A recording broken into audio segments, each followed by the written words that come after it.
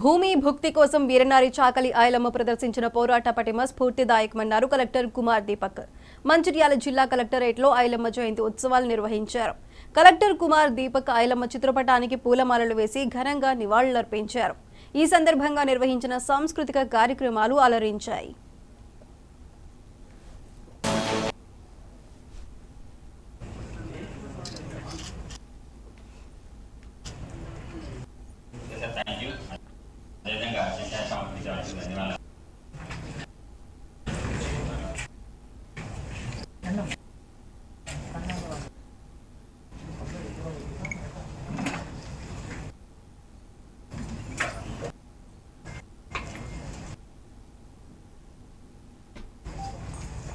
lady అది కూడా ఆ టైంకి సోషల్ స్టేటస్ లో చాలా కింద ఉన్న లేడీ నుంచి ఒక పోరాటం చేసేసి రైతుల హక్కుల గురించి మిగతా అధికారుల గురించి ఫైట్ చేసిన తర్వాత సేమ్ గా తెలంగాణ మూవ్మెంట్ లో రెప్లికేట్ అయ్యి తెలంగాణ వచ్చిన తర్వాత